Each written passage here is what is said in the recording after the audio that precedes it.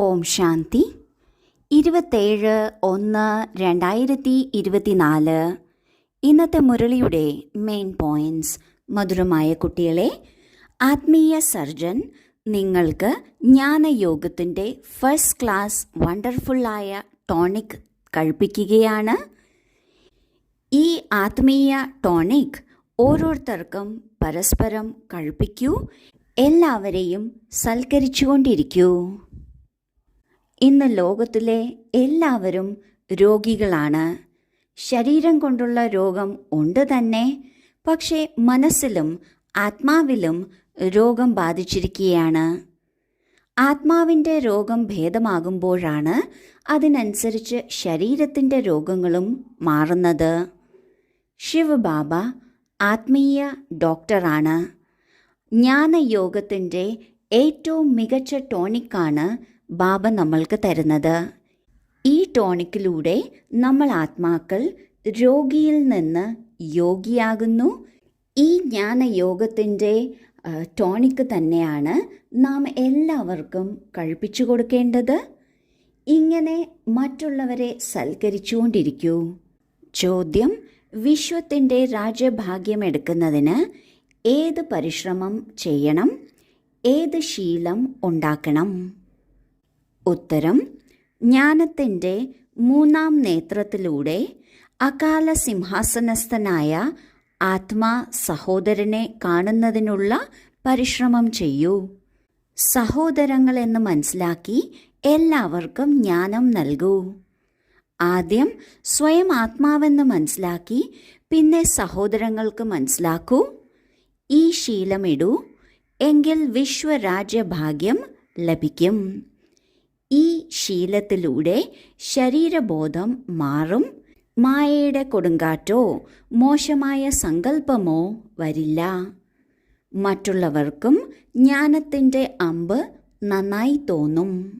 നമ്മുടെ ശരീരത്തിലെ 2 കണ്ണുകളും അടച്ചു വച്ചിരിക്കുകയാണ് എങ്കിൽ ഇരുട്ടാണ്.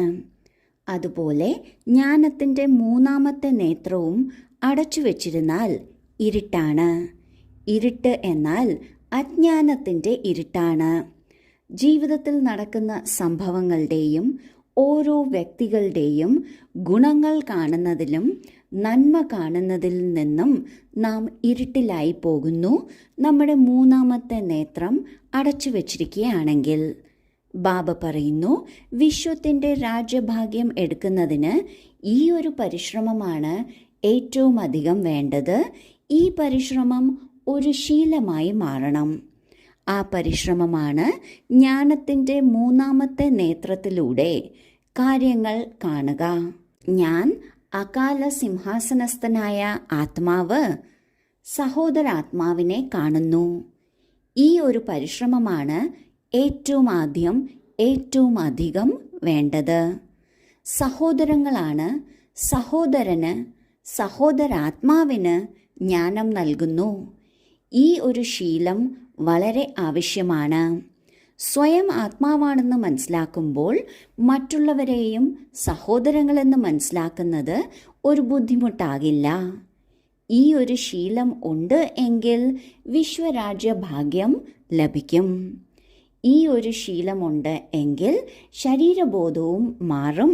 മായയുടെ കൊടുങ്കാറ്റുകളോ മോശമായ സങ്കല്പങ്ങളോ വരില്ല. അതിനോടൊപ്പം സേവനത്തിൽ സഫലതയും ലഭിക്കും. അതായത് നമ്മൾ ആർക്ക് ജ്ഞാനം കൊടുക്കുന്നുവോ അവർക്ക് അമ്പ് തറയ്ക്കുകയും ചെയ്യും. ഈ ജ്ഞാനം അവർക്ക് വളരെ നല്ലതായി തോന്നും. അതിനാൽ 3-ാമത്തെ നേത്രത്തിലൂടെ കാണുന്നതിനുള്ള പരിശ്രമം വേണം. ധാരണയ്ക്കുള്ള മുഖ്യസാരം: 1.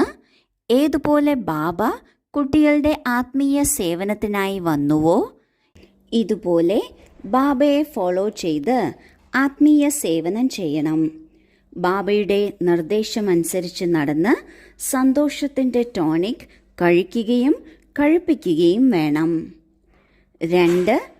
ആരെങ്കിലും തലതിരിഞ്ഞ രീതിയിൽ സംസാരിച്ചാൽ നിശബ്ദരായിരിക്കണം. വായ്കൊണ്ട് കൈയടിക്കരുത്, സഹിക്കണം. ആദ്യത്തെ പോയിന്റിൽ ബാബ പറയുന്നു, ബാബ കുട്ടികളുടെ ആത്മീയ സേവനത്തിനായി വന്നിരിക്കുകയാണ്.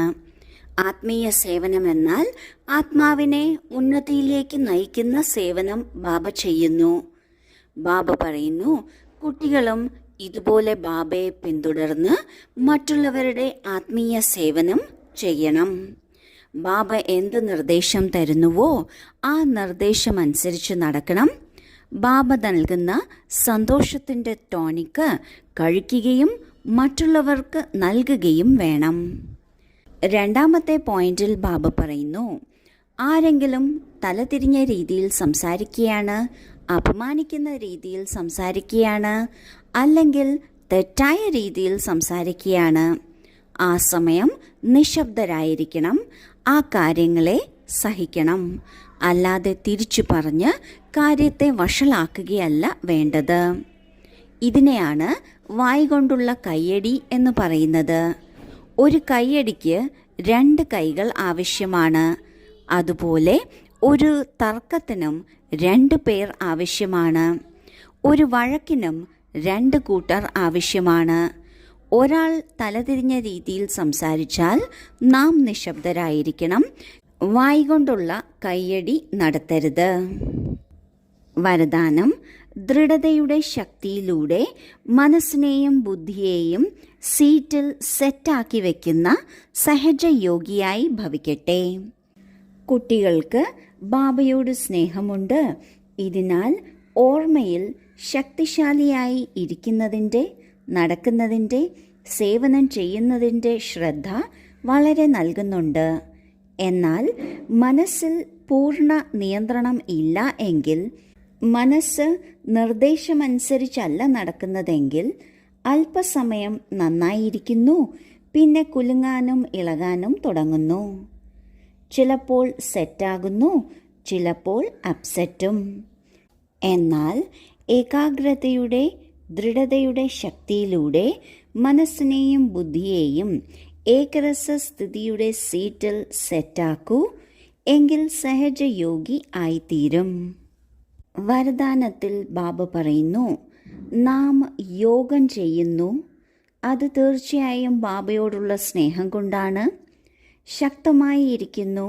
നടക്കുമ്പോഴും ജോലി ചെയ്യുമ്പോഴും ബാബയുടെ ഓർമ്മയിൽ തന്നെ ആയിരിക്കണമെന്ന് നാം സങ്കല്പം വയ്ക്കുന്നു. അതിനനുസരിച്ച് കുറച്ചു നേരം ഇരിക്കുകയും ചെയ്യുന്നു. എന്നാൽ മനസ്സിനെയാണ് നാം ഏകരസസ്ഥിതിയിൽ വെക്കേണ്ടത്. മനസ്സിനെ ഉപരിതലത്തിൽ മാത്രമല്ല നാം ശ്രദ്ധിക്കേണ്ടത്. മനസ്സിനെ പൂർണ്ണമായും ഏകരസസ്ഥിതിയിൽ വയ്ക്കുന്നതിന് ഏകാഗ്രതയുടെ ശക്തി അല്ലെങ്കിൽ ദൃഢതയുടെ ശക്തി ആവശ്യമാണ്. ഇതിൻ്റെ ആധാരത്തിൽ എത്രത്തോളം മനസ്സിനെ നാം നിയന്ത്രണത്തിൽ മുന്നോട്ട് കൊണ്ടുപോകുന്നു അല്ലെങ്കിൽ നിർദ്ദേശമനുസരിച്ച് നടത്തുന്നു, അത്രയും നാം ഏകരസസ്ഥിതിയിൽ സ്ഥിതി ചെയ്യുകയാണ്. ഇതിലൂടെ സഹജയോഗിയായി തീരുന്നു. സ്ലോഗൻ: ഏതെല്ലാം ശക്തികളുണ്ടോ അവയെ സമയത്തിന് ഉപയോഗിക്കൂ. എങ്കിൽ വളരെ നല്ല നല്ല അനുഭവങ്ങൾ ഉണ്ടാകും. മുഖ്യമായും നമുക്ക് അഷ്ടശക്തികളാണുള്ളത്. ഈ ശക്തികളെ നമ്മുടെ ദൈനംദിന ജീവിതത്തിൽ ഉപയോഗിക്കുന്നതിലൂടെ നമ്മൾക്ക് അലൗകിക അനുഭവങ്ങൾ ഉണ്ടാകുന്നു. ഈ അനുഭവങ്ങൾ നമ്മൾക്ക് ഗുരുവായി നമ്മളുടെ നിശ്ചയത്തെ ദൃഢമാക്കുന്നു. അതിനാൽ അഷ്ടശക്തികളെ നമ്മൾ ജീവിതത്തിൽ ഉപയോഗിക്കണം. ഓം ശാന്തി.